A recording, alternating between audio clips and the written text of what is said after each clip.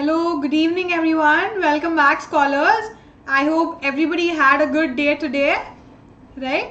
So, I know it's a weekend, I know it's a Saturday evening, but please just bear for like an hour or so. We will just talk about very interesting things today. Very light, not so heavy or not so like data driven. So, it'll just be like a easy go class. So, I hope everybody pays attention even though it's a weekend evening, right? Anyway, so we'll wait for a couple of minutes for other people to join. In the meanwhile, we can do the introductions, right? So, as most of y'all know, my name is Nikitha and I'm the history educator at Unacademy Scholars channel. And yes, I will be taking classes for both standard 11th and 12th, right? So, my timetable, as far as my timetable is concerned, on Mondays, Wednesdays, and Fridays, standard 12 classes will be happening. And on Tuesdays, Thursdays, and Saturdays, 11th will have their classes, right? So, a little bit about me. I have very recently graduated from Ashoka University with a bachelor's degree in history and a minor in political science, right? So, and also regarding the Telegram channel, guys, there's a Telegram channel called Scholars. And if any of y'all haven't been a part of the channel and y'all want to know the updates about what is happening on this channel, y'all can join this Telegram channel, and the link is in the description below. So for any updates, please join it. And yes, before actually going forward and talking about the writing and city life, right? So this is the second class we are having on this particular chapter, where we will be talking about the writing systems and the uses of writing and all that stuff. But before that, I'll just brief you about some of the Unacademy Plus benefits or features you can avail by subscribing to Unacademy Plus. So just give me a second.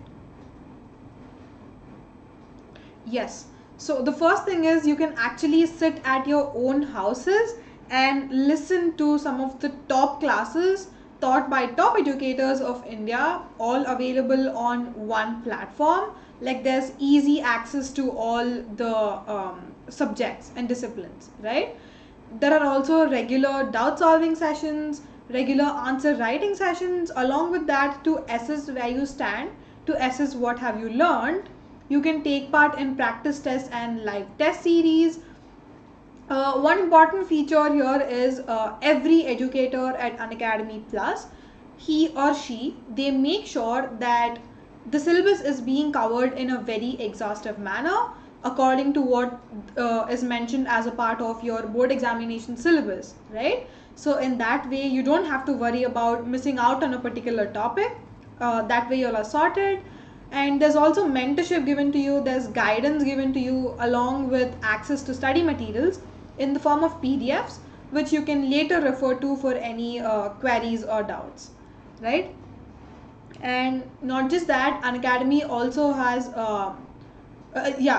before that, Unacademy Plus subscriptions, right? So there's a new range of subscriptions here. As you can see on the screen, we have 6 types right now. Initially we only had 5, but they have changed it recently. It's 6 time periods, right? The first is 3 months, then it's 9 months, then it's 12, 15, 18 and 24, right? The prices are here on the screen. You can have a look at them and subscribe to whichever one you want. But the little hack here is that the longer period of time you actually take a subscription for, it's going to be more beneficial to you, because at the end of the day, it's going to save yourself a couple of bucks, right? And not just that, Unacademy also has iconic subscriptions in place. Here the features are even better and greater when compared to Unacademy Plus. There's personal mentorship given to you, firstly that, and there are live doubt solving sessions along with weekly reports and parent connect. And also study planners will be given to you, which is basically the timetables, right? So that will make your job easier. And the subscriptions for Iconic are similar to what the subscriptions for Unacademy Plus are, like the durations are the same, right? It's 3 months, 9 months, 12, 15, 18 and 24 months. Again, the prices are on the screen. You can have a look at them and feel free to subscribe to whichever one you like, right? Yes, so that was the pitch. Yeah. We will start without any further ado. So we will be dealing with chapter 2 today, and it's basically named Writing and City Life, right? We have done a couple of pages, a couple of themes in the Thursday's class. So today will be a continuation of that, right? Yeah. So we were talking about city life in Mesopotamia, right? Like we were talking about cities like Sumer and Akkad and Assyria and all that stuff. So, but when did the earliest cities appear in Mesopotamia is the question, right? Like when? When was the first city established or invented or found, whatever? So it roughly dates back to 3000 BC. Like the earliest cities, right? The earliest bunch of cities, they roughly date back to 3000 BC. And during this time, during this period, world was experiencing a lot of influx and outflux of bronze material, like bronze metal. So the age in itself, or like the third millennium BCE, was referred to as Bronze Age, right? So during the Bronze Age, the first cities in Mesopotamia occurred around 3000 BCE, right? So what is bronze, right? When you are referring to the whole period as a Bronze Age, what does it actually mean? What is bronze, right? So in order to answer that question, obviously we all know it's a metal, right? But there's a specific process which goes into it for the production of this metal. It doesn't occur naturally, but it is an alloy or a mix of two other metals, right? So you have copper ores from which you will extract copper on one hand, and there's also tin ores from which you will extract tin, and then you will mix copper and tin, right? So approximately, like let's say copper is 80% of the share and tin is 20% of the share, right? So you mix and mismatch all these two types of material, like copper and tin, and that will result in bronze, right? So I hope people are clear as to how bronze came into being, right? Okay, good evening everyone to whoever joined right now. Hi, good evening. I must say your username handles are very creative, guys. Anyways, so we'll continue. Bronze, right? So we are near bronze.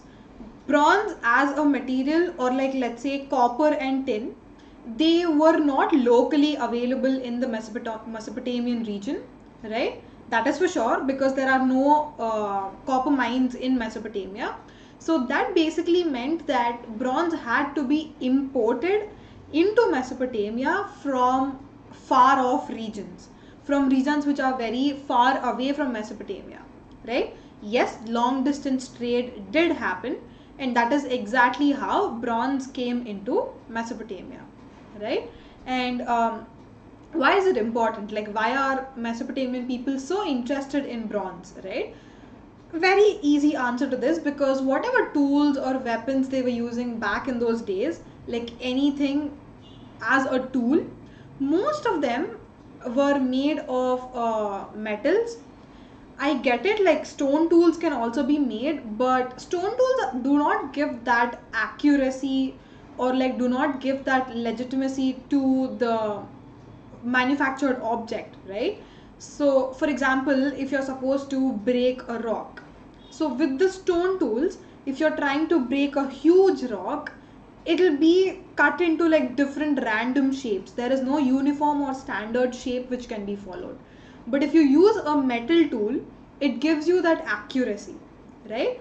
So that is why metal and bronze in particular was very much important to manufacture tools, and these tools were eventually used for activities or occupations like carpentry, right? Like carpenters use them, and then they were also used to drill beads, and also stone seals were carved, right? Seals, they're like very like if you look at the sculpture of the seals, they're very accurate, right? Like there's a fine design to the seals. So in order to get that fine design without any bluntness, in order to get that sharpness, obviously metal tools were required, and bronze tools was a perfect match to carve out the seals, right? And also for like furniture, right? Some sort of like basic furniture, in order to cut wood or cut timber or whatever it is, metal tools were used. Even in the weapons, like when I mean weapons here, I don't mean that they're going to a war. Like it's not like an army, or it's not like a state. They're not waging war on some other neighboring kingdom. But what I mean by weapons here is that, for example, if they're going to the forest to kill animals, right? Like in order to produce meat, or like if you're supposed to kill a goat, you'll get milk from it, and you also kill certain other animals for meat, right? So when you're killing these animals, you usually have these long stick like handles. Those tools are called as spears, right? You can see the figure here. These basically are called as spears. So these spears are used to kill animals, and definitely the tip of these, look at the screen, I am circling it. The metal used to make the tip of the spear was bronze, right? So even to manufacture weapons like these, bronze was very much needed, right? Any clarifications needed till here, guys? I know it's the first slide, but if you all have any doubts now or eventually, please put them down in the chat box. I am very happy to answer them. Yes. Yeah, so there's this one box in your textbook titled Varka head, right? So this is a really important or like really famous piece of sculpture, let's say. So what is this, right? Like if you look at this figure in itself, in the bottom right of your screen, you see this figure, right? It's called as Varka head, right? If you look at the details of this figure, like the way the eyes have been carved, or the way the cheeks, nose or lips, whatever the physical features of the face, look at the like perfect way it has been sculpted by the sculptors, right? It is just so perfect. Like it almost looks like a life-size human being, right? So what is the significance of this? So this is a woman's head. As we can all see, we try to basically associate it with a woman and not a man, because it looks like a woman figure, right? This was made out of white marble. The material used was white marble.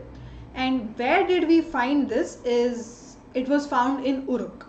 Uruk is one of the important and significant places in the Mesopotamian region, not just back in those days, but even now Uruk has a lot of significance, right?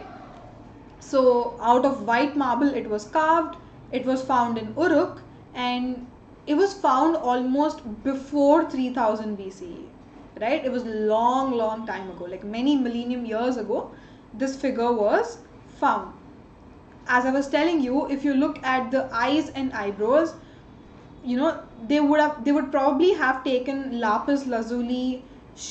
Lapis lazuli is a stone again. It is blue in color.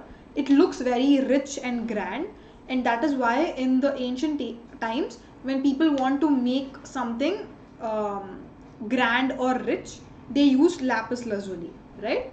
And also shell was used, and also another metal called bitumen, which is black in color. So like all these metals were used to make eyes and eyebrows, right? So even if you look inside, I'm pointing out here on the screen, right? It kind of appears as if there's some sort of that black color thing we have in the eye, right? So that thing was made of bitumen, right? So in order to carve different elements of your face, all these metals were used, right, along with white marble. And there is a groove along the top of the head. Basically, I'm referring to this groove, right? Like this arch near the eyebrows. It perhaps is an ornament adorned by that Varka woman, right? Or whatever her name was. I don't know, for some reason, I'm trying to kind of associate it with the modern, not modern day, but like if you, any of y'all have watched Wonder Woman, right? Like if any of y'all have seen Wonder Woman images, Wonder Woman usually has this one gold ornament, let's say, which she keeps on her head with a red mark in between. So that is basically a groove, like a piece of ornament, right? So yeah, just a small association with that. It kind of looks like that, right? Yes. And to be very honest, this figure is very delicate. Obviously it's made of marble, so the chances of it breaking are very high when it falls down, right? So it's a very delicate woman's head, right? And yes, if you look at the mouth, chin and cheeks of it, there is a lot of precision given, there's a lot of accuracy you can see, right? And it was modeled in a hard stone that would have been imported from a distance. While manufacturing it, even a stone was used, like a very hard stone which wouldn't break so easily.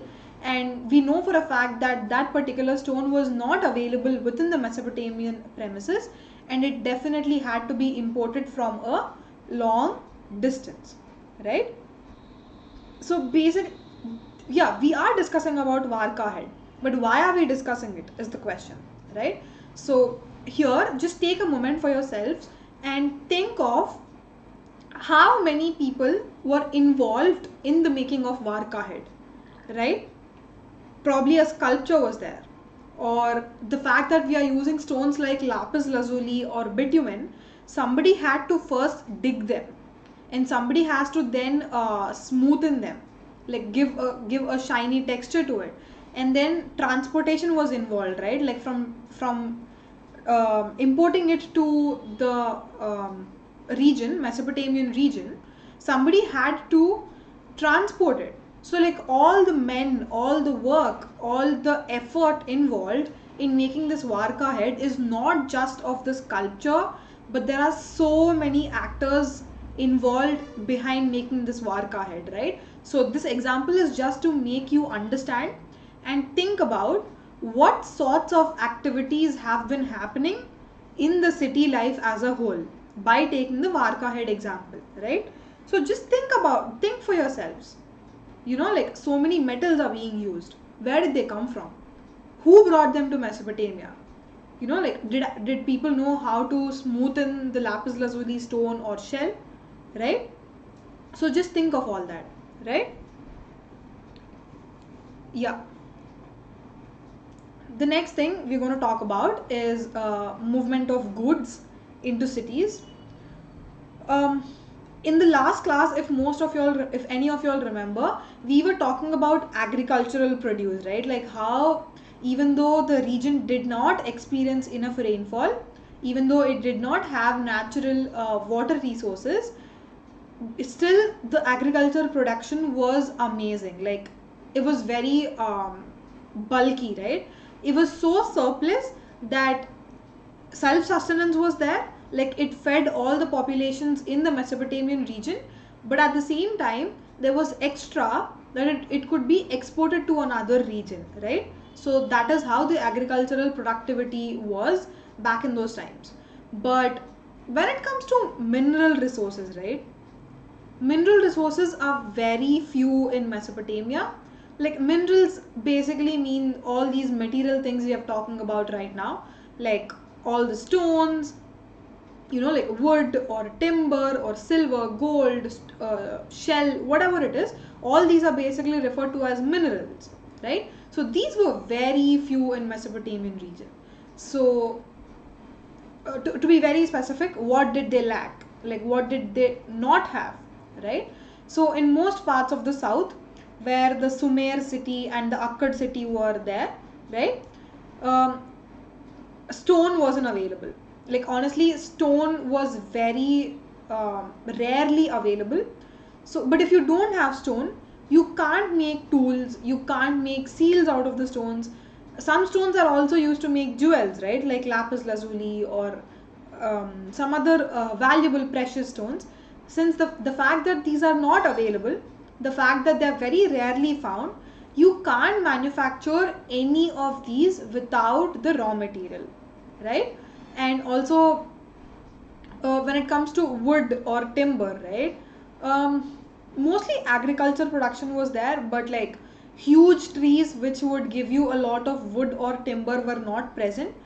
The only huge trees which were a part of the Mesopotamian region was the date palm trees, right? I'm hoping most of you all know how the date palm trees look like.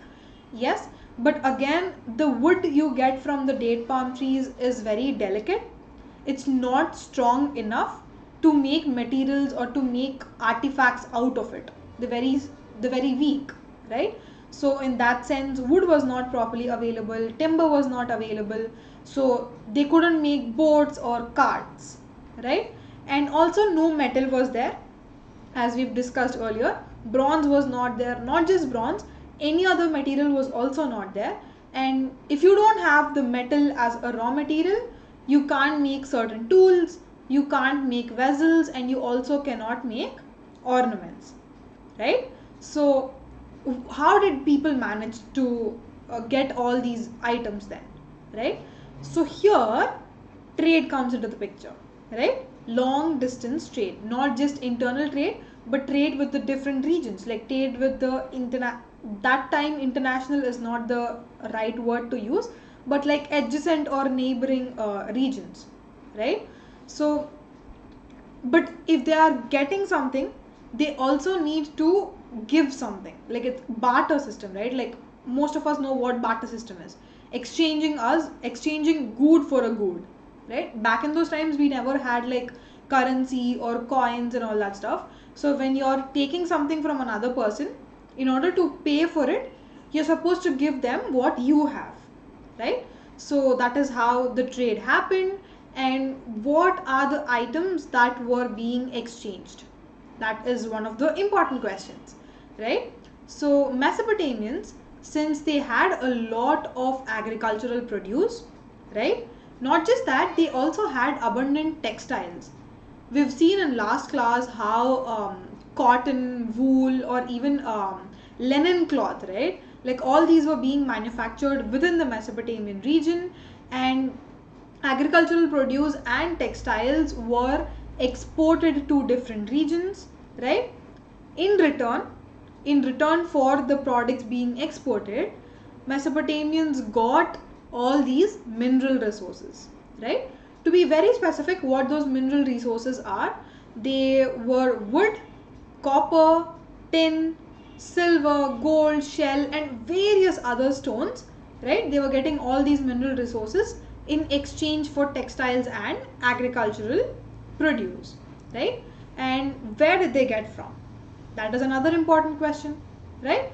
They got it from Turkey and Iran, and sometimes across the Gulf, right? So across the Gulf again means the present day Kuwait or all these countries, right? Like Iraq, Turkey, Iran, Saudi Arabia. All these countries occupy the Gulf region today. So from those regions, Mesopotamians imported mineral resources, right? On the other hand, luckily, these Gulf regions we are talking about, like Turkey, Iran, and Iraq, they did not have agricultural produce because the land was very not so fertile, like land was not fertile, and obviously agricultural produce was not possible. So they got agricultural produce from Mesopotamia, and the fact that they had a lot of mineral resources, they exported whatever is abundant to them, like whatever is surplus to them, right? I hope people understood what this exchange looked like, right?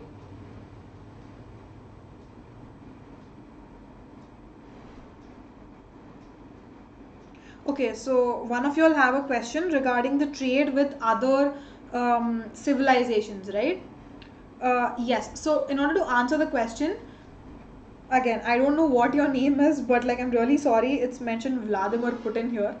Anyways, so Putin, in order for the trade to happen with other civilizations, let me tell you a point very clearly that when the Mesopotamian civilization was happening, especially during the third millennium BCE, another civilization did not exist. To be very honest, all these um, Chinese civilization or Egyptian civilization or Indus Valley civilization, whatever these came much later, right? Like even if you look at Indus Valley civilization, it appeared around almost 2600 BCE, almost 4 centuries after the period we are talking about right now. So there was no civilization in the first place, like which was concurrent to the Mesopotamia to exchange goods with. But like of course there were people living in different parts of the world, and yes, long distance trade was happening with different parts of the world, not just the surrounding Gulf regions, but it also went to West Asia, Central Asia, sometimes into the Chinese land also. But that time Chinese civilization wasn't there. But Chinese with the Chinese people, trade happened, right?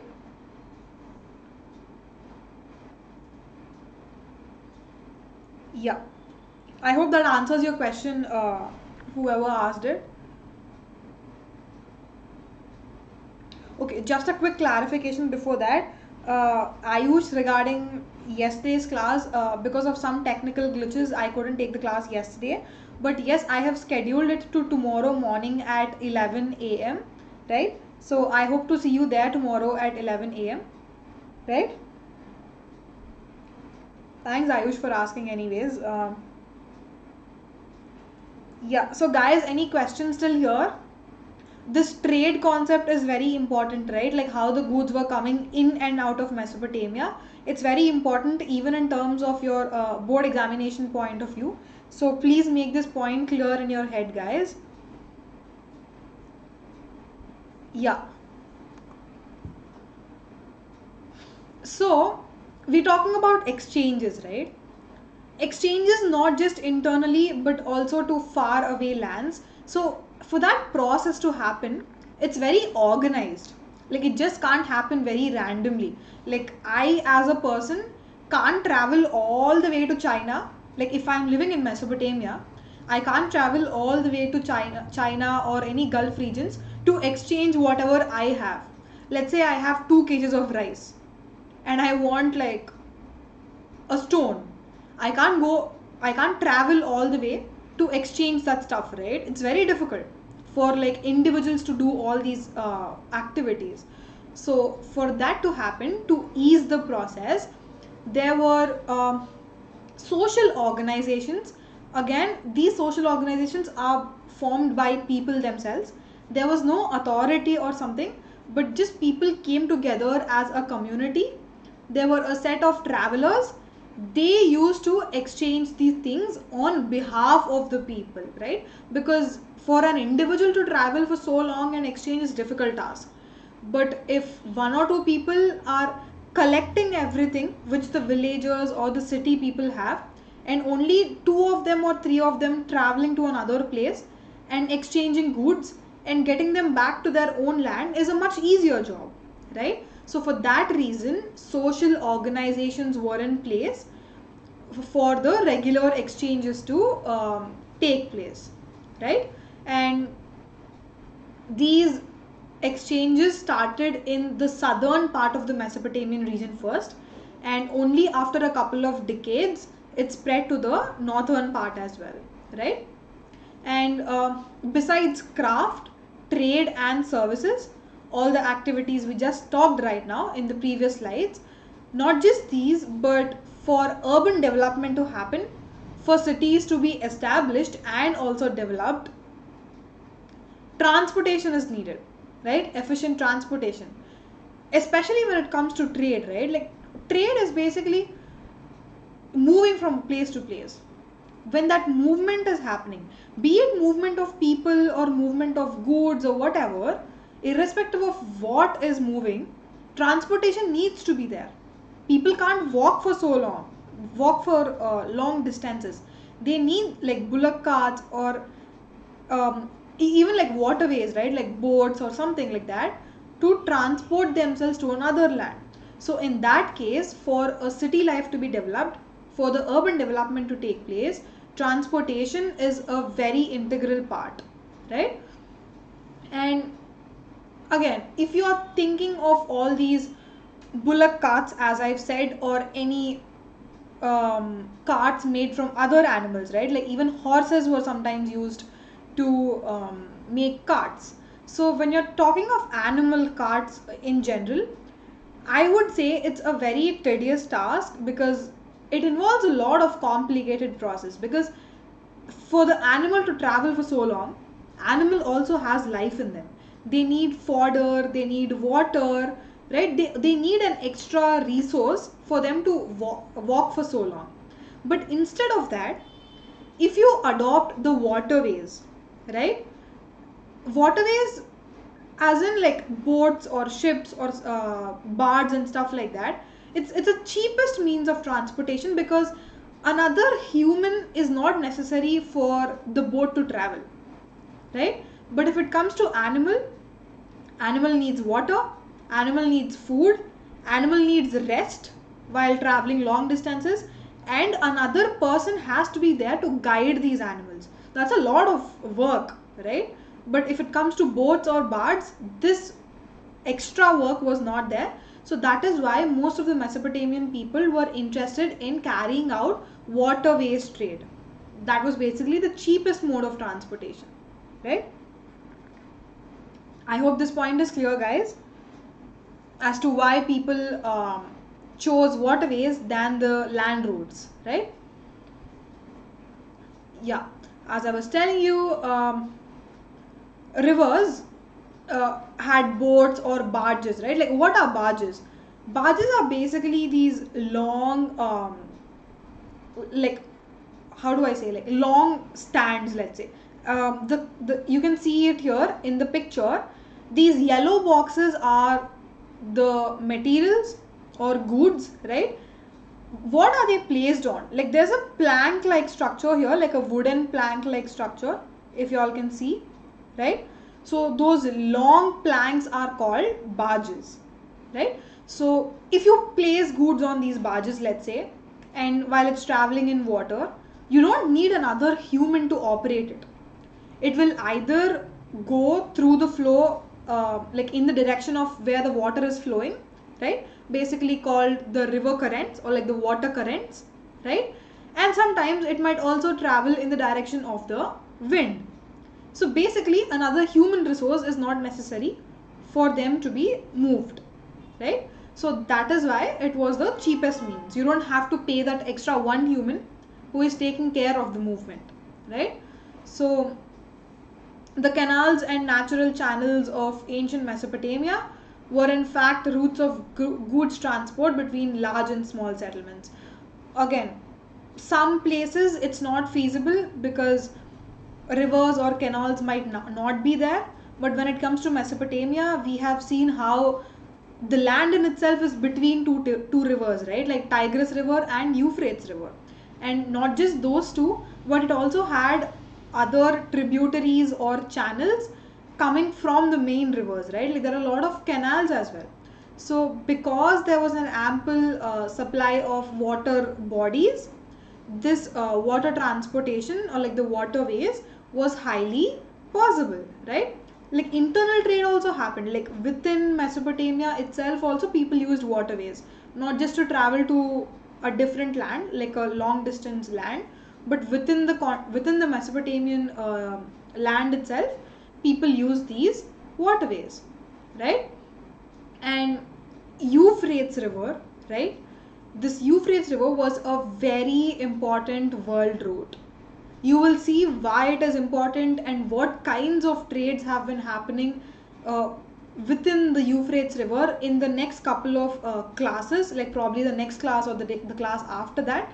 But just remember for now that Euphrates was a very important world route, right? Yeah. The next is, we're done with the trade. We will be moving on to development of writing, right? So again, the major chunk of this chapter is going to deal with the different forms of writing, systems of writing, literacy and all that stuff. And we will begin the writing part like right now with this slide, right? So all societies have languages in which certain spoken sounds convey certain meanings, right? So a very basic point, like even if you look at the modern day societies, let's take Indian subcontinent, right? Like Indian subcontinent has a lot of states, and every state almost has a language of its own, and the people speak their own native language. But if you go and speak the same language in a different state, they might not understand it because they are not aware of the meaning attached to that particular word, right? So that is why we are saying it is very unique, right? All societies have languages which carry certain meanings. It's a unique meaning, right? And this basically is called as verbal communication, because verbally we are communicating with one another, right? Sometimes in the Mesopotamian civilization especially, the art of writing is also referred to as verbal communication. Don't get confused here. We will get a clarity of this point in the next couple of slides, but just hold on to this point and just remember that writing is also considered a verbal form of communication, but obviously in a different way, right? We'll look at this point in detail in the next couple of slides, but just hold on there, right? And when we talk about writing or a script, we mean that spoken sounds are represented in visible signs, right? So when you're writing down something, right, or back in those days you never really wrote, but like you engraved something onto the stones, right? So whatever it is, like the written script in general, they are nothing but the translations of the sounds we make while speaking, right? So that's the meaning of this point. And yeah, coming to the Mesopotamian region in particular, the first Mesopotamian tablets, right? Again, I'll tell you what tablets are in a couple of seconds, but these tablets were first found in around 3200 BCE. Again, a long time ago, right? And these tablets contained signs and numbers. And guys, if you just like roughly estimate when 3200 BC was, like if you look at Harappan civilization, let's say in the Indian context, Harappan civilizations had a script and writing system, but we know that it has not been deciphered yet. Like we don't know what is written. But the Mesopotamian writing, it even dates back even before. Harappa's was in 2600 BCE, but Mesopotamian is in 3200 BCE, like almost 6 centuries prior to the development of Harappan writing, right? It was like long back. And we do know what is written on these tablets because somehow historians have did a great work and deciphered what it is written, mainly because initially they didn't really have a writing system per se, but whatever they are engraving onto the stones, they were mostly signs and symbols, so it was obviously kind of easier for people to decipher, right? So those were the first Mesopotamian tablets. Any doubts still here, guys? Any questions? Please put them down in the chat box.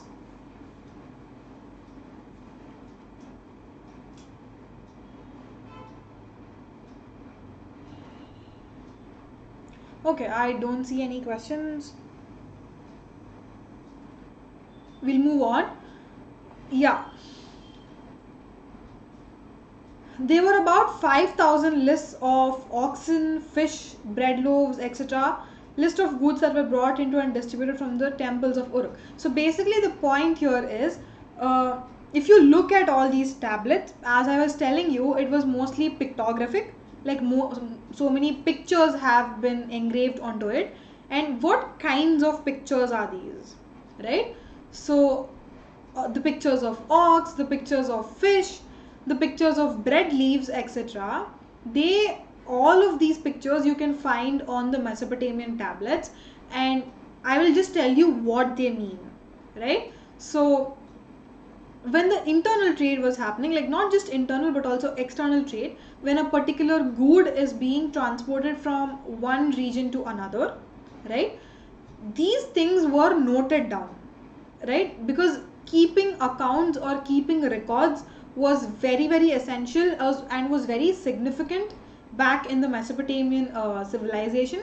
So whatever was coming into the city, there was a scribe, like a person in charge of writing all these documents or reports. He used to literally write down every little thing, including the number of items that have been transported, right? Let's say 5,000 ox or 5,000 fish came into the city of Uruk. The scribe in Uruk will write it down.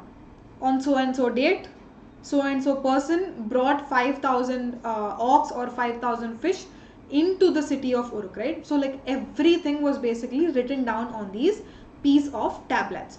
So when you look at the word Mesopotamian tablets, the first thing which would strike your mind is that tablets are nothing but written records of the trade or the exchange that was happening back in those times, right? Yeah, so clearly with this point we can realize that writing began when society needed to keep records of transactions. Because so much trade was happening, because there were a lot of actors involved in the trade, it's not just one person or two persons carrying out this trade. Literally everybody was exchanging whatever they have, right? When it's an enormous number of people taking part in the trading activity, it is not possible to remember everything. That is why there was a necessary to document everything and like write it down, right, so that they can be preserved, and when you have any questions or doubts you can look at those tablets, right? So because so much trade was happening, there was a dire need for the writing system to be developed. So what do you basically find here? What are we trying to say, right? There is a direct correlation between people wanting to keep records of transactions to the emergence of writing systems, right? I hope people got this point. That is basically the argument which your textbook is trying to make. The fact that people want to write records, that led to the emergence of writing system, right? Yeah. Yeah, so Mesopotamians basically wrote on tablets of clay. And what did these tablets look like? These tablets were almost 3.5 centimeters or less in height. The height was usually 3.5 centimeters or less, and the content on these slides were basically signs and numbers, as I was telling you before. And how were these tablets made? Again, a very interesting process. It's basically like a story, right? Excuse me. Yeah, so these tablets were made using clay. But what was the process that was involved in making these tablets? Let's see. So a scribe is a person who is usually responsible for writing everything down, right? So this person, he takes a portion of clay and then he adds water to it. Like basically he makes the clay wet, right? And then he almost takes like a portion of the clay and he slowly starts pressing it into a rectangular or a square or a circle, like whatever shape is feasible to him. But one thing to remember is he always made them small, like the size of his hand. Like these tablets never exceeded the size of a human hand. That is how small they are, right? So by taking the wet clay, he would slowly start pressing it until he gets the shape he wants, and then he slowly starts smoothing its surfaces. It obviously doesn't have to be rugged because something has to be written on it, right? So obviously the surface needs to be smooth. So then he smoothens its surface, and then like with the sharp end of a reed cut obliquely, he would press wedge-shaped signs onto the smoothened surfaces. I'll explain you what this means, right? So before going forward, let's just see what cuneiform means, right? This word here, cuneiform, it's a Latin word where the first part of the word cunis means wedge, and the second part of the word form or forma means shape. Again, what is wedge?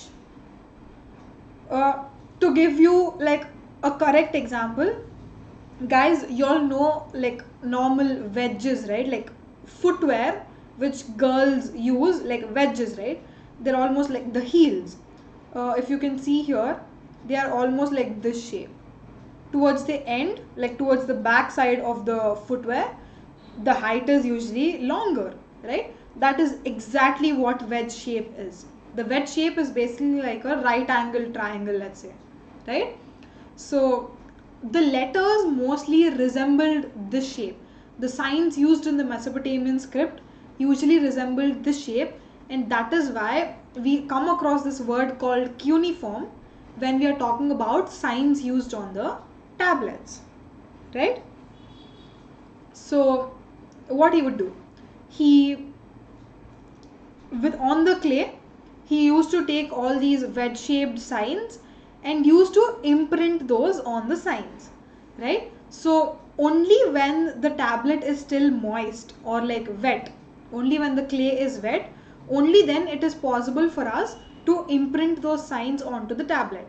Once it is dried, you can't do it, because after it dries it almost becomes as hard as pottery. It's almost like impossible to either break it or to modify it, right? So if something is wrong when we're trying to imprint something onto it, if it's wrong, then the tablet is wasted once it is dried, because you can't change it, you can't modify it later. So before drying it, it is very important for us to accurately put up whatever signs you want to put.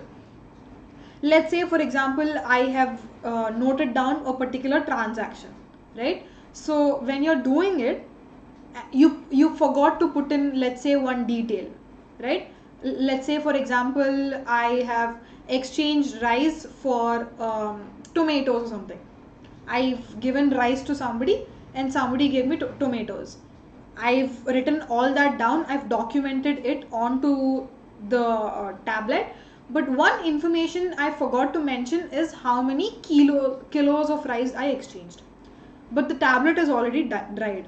Now I can't do anything with it. Now it's a waste. I have to take another new piece of clay, like new portion of clay, write whatever I have to, and then dry it. So like that is how complicated the process was in order to write something onto the tablets, right? I hope this point is clear, because this is a kind of like technical process. So I'm hoping everybody understood, guys. If any questions, please ask me. Just stop me anywhere and please ask me.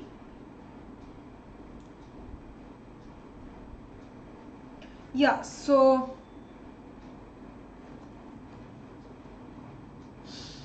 yeah, again the point I was trying to make, right? Like once the surface dried, you can't modify it, and then you have to make a new tablet.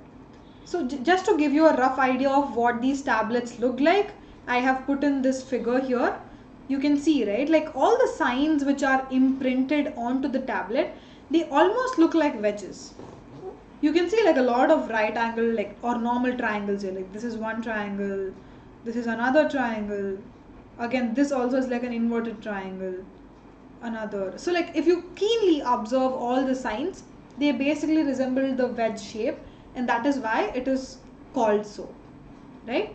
So yeah, so if one thing is gone, as I was telling you, if something is scribed wrongly onto it, another tablet is made, right? So that is why we come across hundreds and hundreds of tablets. If you go to the Mesopotamian sites right now also, if you start excavating these sites, you will come across hundreds and hundreds of tablets.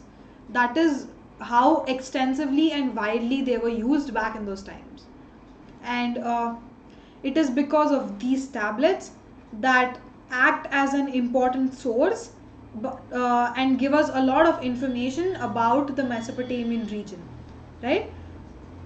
And the fact that we do not have anything like this in our Indus Valley civilization, that is why we're not able to have, like, we're not able to get important information for the Harappan civilization, because we do not have a writing in place.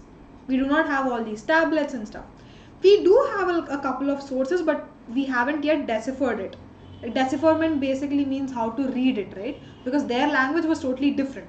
So we need to understand what that letter stands for. So Indians, not just Indians, but foreign archaeologists and historians have also tried to decipher Indus Valley script, but they were not successful in doing so. But the fact that Mesopotamian script is deciphered, that is why we have a lot of information about what happened in the Mesopotamian society, how was the economy, like how was the culture and all that stuff, right? Yeah, so any questions till here?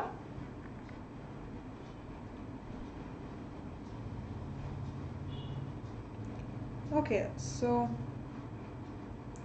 if no questions, we can move forward, guys. Yeah, so about the languages now. We've seen that there was a particular system in place, which is a cuneiform, a pictographical script written on the tablets, but along with that, what language was used, right? So almost by 2600 BCE, by the time Harappan civilization was coming up in the Indian subcontinent, in contemporarily, Sumerian language, like we've seen what Sumerian language is back in the last class. So this particular Sumerian language first came up in 2600 BC, and the same language was also used on the tablets, right?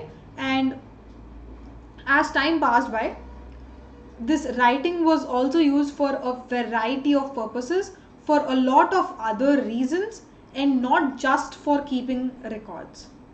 Till now, whatever we have talked about, whatever tablets, whatever writing has happened, I have been explaining to you only in the context of recording transactions, right? Because that was the only use of writing. But now, as time passed by, we are moving a couple of centuries ahead. Like, we've almost near 2600 BCE, right? From 3200 BCE, we have come to 2600 BCE right now. So in a span of 6 centuries, writing also entered other arenas, and it also was used for other purposes, right? What are these purposes? Let's look at some of the examples. The first one is for making dictionaries. Like, people actually started writing, like, and making dictionaries, and obviously for making dictionaries, writing is used, and yeah, that is how writing went into the field of dictionaries. The second thing is giving legal validity to land transfers.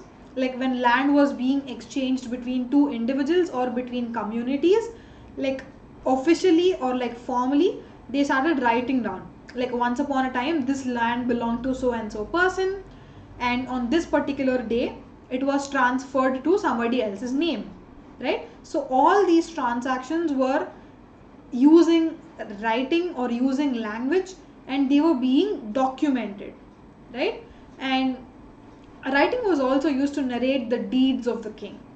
Like, if king has done a good thing, or like a charity thing, or like a helpful thing, all those actions all those actions or all those good doings, they were written down onto tablets, and obviously writing was used for there also.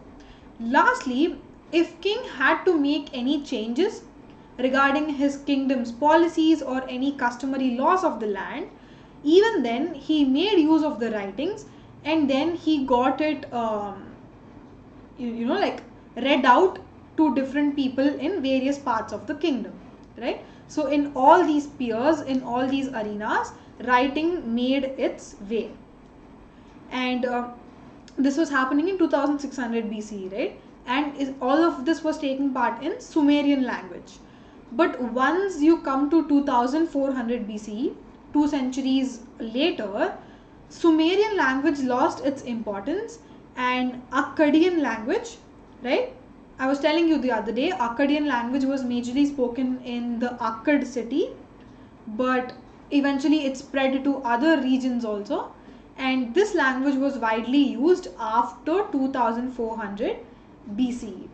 And one speciality about Akkad language is that it continued to be in use for almost more than 2000 years. Like for almost more than 2000 years till 1st century CE until very recently, this language was used by people. That is the significance of the Akkad language, right?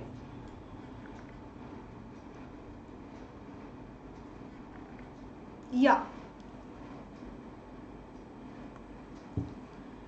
Nextly, we look at the system of writing. Again, when it comes to system of writing, the sound that a cuneiform sign represents was not a single consonant or vowel but syllables. What I mean by this statement is, if you look at one particular sign, right, in order to read it loud, like let's say this is a sign, right, like we know what this is, it's A, or we know what this is, it's B or C or D. These are basically letters. Either they are vowels or consonants is a different thing, but you are able to read them. These signs have a specific meaning to them. But when it comes to Mesopotamian script, all these cuneiform signs, I don't know, let's say like some random sign, right? Let's say there's some random sign. It had a specific syllable attached to it. You can't just call this A or B or C or D, but it had a syllable like bat or cha or ta or sa. Like it is a syllable, right? It's a mix of two or more alphabets is called a syllable, right? So that is why if you know that a particular sign is a syllable and not a alphabet, that basically means there are hundreds of alphabets in the writing system of Mesopotamian region. That means scribes had to learn all these syllables, like all these signs. So yeah, like they had to they ran into hundreds and hundreds of signs, right? So, and he should be able to handle a wet and get it written before it dried. So about the scribes part, right? What does a scribe basically do? He usually writes because he is well aware of the language and he has sound knowledge of it. But when it comes to Mesopotamian writing, it's very complicated. Secondly, he should learn all of that in order to become a scribe. He should, like, even though it's a complicated process, he needs to invest a lot of time and effort and learn all of that. And not just that, another difficult part of scribing is you're doing it on a wet clay. You have to make sure that before the wet tablet turns into dry tablet, you need to scribe it like super fast. You need to be quicker, right? So these are all some of the problems encountered by scribes, because obviously it's a lot of complicated process involved behind writing on the tablets, right? And that is why writing back in those days in Mesopotamia was regarded as a skilled craft. Like in 21st century, if you look at us right now, anybody can write. Like anybody who is literate, like who has the basic knowledge of like English alphabets or any regional alphabets, anybody can write, right? But back in those days, only few people could, because it's a complicated process. And that is why it is referred to as a skilled craft, and whoever could learn it was called as a skilled person, right?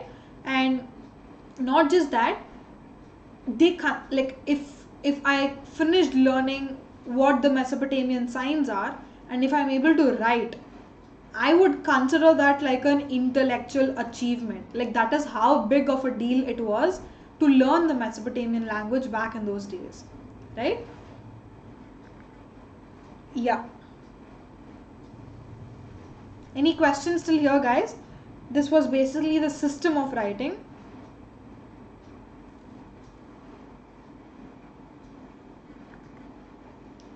Yeah, next we'll move on to literacy. As I was telling you, only very few Mesopotamians could read and write. We've seen why that is the case, because it's a complicated process, and even the not just the number of signs, right? Like as I was telling you, there were a lot of signs, hundreds and hundreds of signs.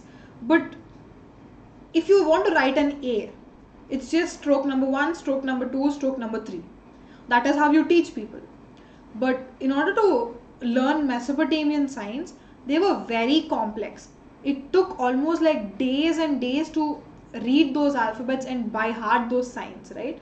So it was a very complex process.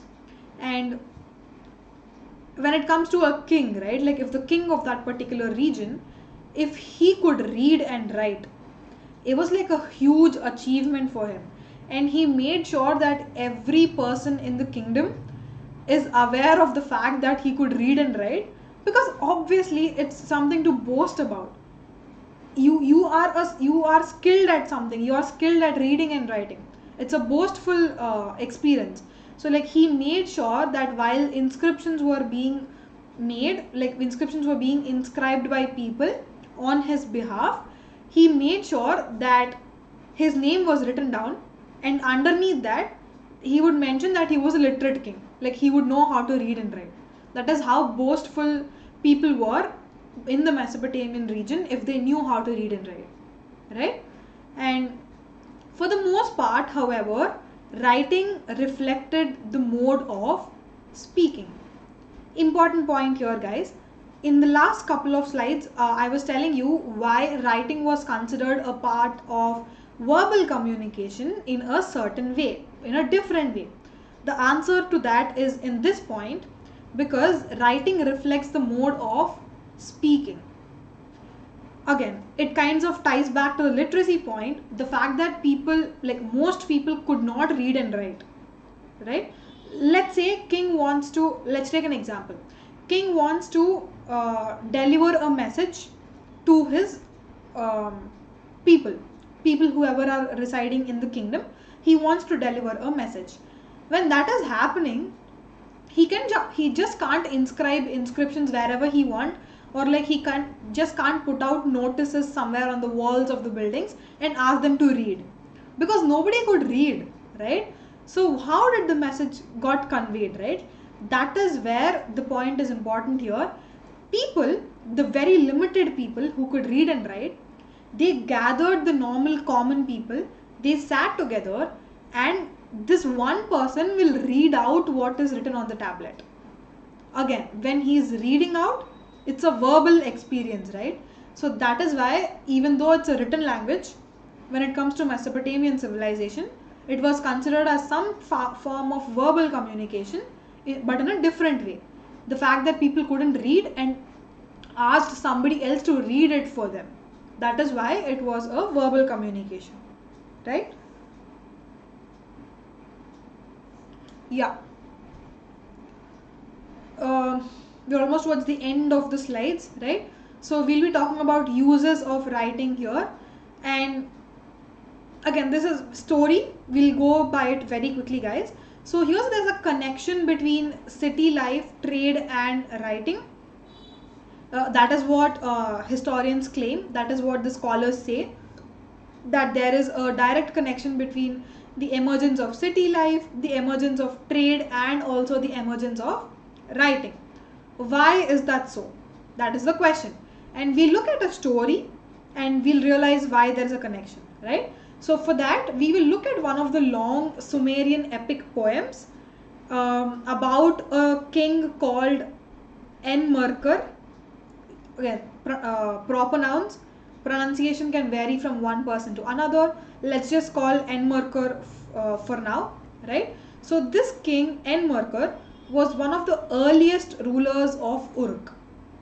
As I was telling you earlier, Uruk was a city which was very famous and significant back in those times, and even now, and because of its excellence, it was referred to as the city, right? The city, double quotations. That is how important it was, right? So the story goes as follows. The poem basically claims that a Enmerkar is associated with organization of the first trade of Sumer. The poem says that Enmerkar is responsible why the trade happened in the Sumer for the first time, right? So the epic goes as follows, that initially trade was not known to the land of Mesopotamia or Sumer in particular, but one day Enmerkar was building a temple and he wanted a precious metal called lapis lazuli, precious stone called lapis lazuli and other precious metals in order to decorate that temple which he was constructing in the city, right? But as we have discussed, lapis lazuli was not available within Mesopotamia, and that is exactly when he sent out a messenger, like one of his soldiers or one of the people working under him, to go to a different place called Arata. Here, the spelling is here, it's called Arata, to get lapis lazuli and precious metals. Like he knows that in Arata all these metals will be available. That is why he sent his messenger to go and get the metals from the distant land. So then what happened? The messenger obviously listened to the king and he set out on his journey. In the poem, the journey in itself is described in a very long manner. Like the poet keeps telling, like he traveled day and night, like irrespective of whether it's a day, whether it's night, under the moon, under the sun, he kept traveling because the land is far away. In order to reach that place, he needs to climb a lot of mountain ranges in between. Like once you climb a mountain, you obviously need to come down, like you need to get down, right? So not just one mountain range, but he crossed several mountain ranges like that in order to reach the destination, right? But once he got there, like finally when the messenger went to that place, the chief of Arata was not convinced to give lapis lazuli or silver to the messenger. It's a waste, right? It's of no use that he went all the way there. He had to come back again, like he had to take that long journey, long route back again to Enmerkar and inform that the chief of Arata is not willing to give us lapis lazuli or silver, and that is why I couldn't get any. Obviously Enmerkar was angry. Like that he sent messages via the same messenger again to the king of Arata. Again, like conversations kept happening, like messages were been exchanging and all that stuff. So the one thing you need to realize here is, for every conversation happening, the messenger had to travel all the way, climbing all those mountains during the day and night on one side, and to carry the other side of the response, he needs to come back again. That's like a very complicated process. It almost took like months and years to just get the lapis lazuli and silver. That is how complicated the process was. And while this was happening, obviously the messenger grew wary of mouth. Sometimes he would mistranslate the messages or convey a wrong message, right? Because obviously he was confused. Like he was mentally tired by taking up such long journeys. So obviously he was confused and he was carrying wrong information and all that stuff. So in order to solve this problem, that is when Enmerkar, the king of the king of Uruk, he came up with this idea that he could actually write on the tablet whatever he wants to convey to the ruler of Arata. That is exactly when the first tablet was written by Enmerkar, because he wanted to get lapis lazuli and silver from a far off region, right? So what are the elements involved here? The fact that he's getting materials from some other place means that trade was happening, right? That was the first step for trade to happen. And the fact that finally he decided to write it down on a clay tablet, that means writing was in place, right? And the fact that he was the ruler of a city and he was constructing a temple, Once he constructs a temple and builds and decorates it, it means the development of the city is taking place, right? So what did we look in the last slide? There was a connection between city life, trade and writing. We covered all these three elements in the story, right? So now you all understand, right, like why there is an intimate connection between city life, trade and writing. Yeah, so I hope that point is clear, guys, right? And last slide for today's class. Once the tablet went to the ruler of Arata, like a continuation of the story, like once the messenger carried that written tablet to the ruler of Arata, he kept examining the clay and he kept looking at the tablet in various directions and angles, right? Again, this is basically the story. This is what Mesopotamians believe. Like even today, Mesopotamians believe that because of that one particular king back in those times, writing system is in place today. But this might not be the literal truth. Like the basic structure might be correct, but the details involved in it might not be true, or they might be true. Like we don't know, it might or might not be true. In some cases some details might have been exaggerated, right? So we don't know the reality of it, but at least according to what Mesopotamian understanding is, what Mesopotamians believe is, it was because of kingship called Earnmaker. He was responsible for organizing trade and writing, right? So this poem also, like this is all a part of the poem, right? So this poem also tells us that besides being a means of storing information and sending messages afar, right, like through writing we have been sending messages to long distances. But that is not just the advantage of writing, but whoever knew writing, as I was telling you, it was a huge achievement. So obviously they would consider themselves superior in the society, right? So that was like a sign of superiority of Mesopotamian urban culture, right? So I hope all these points are clear, guys. I know it's past time. I'll try to wind up in just another couple of minutes, 1-2 minutes, right? Yeah, so that is it we have for today. And this is about the writing, but we have not completed the writing part. I think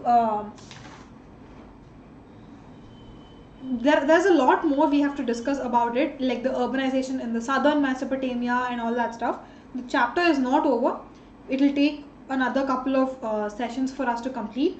But before that, any queries, please put them down in the chat box. In the meanwhile, you type your questions. I will wind up this session, right?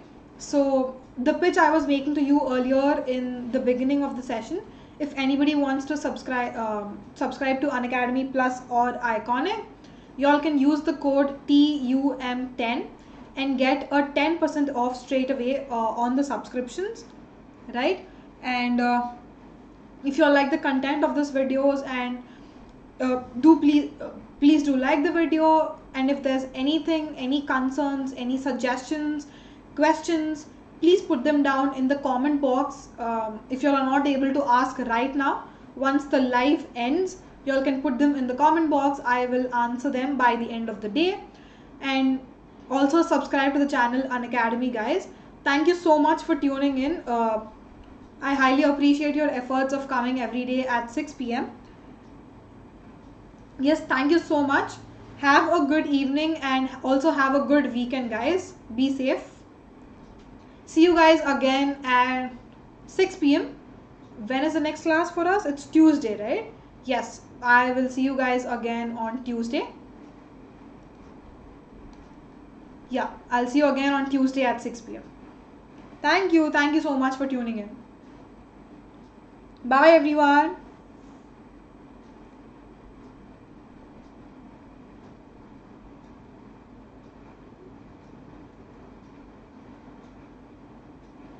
Yes. Bye bye. Have a good evening and have a good weekend.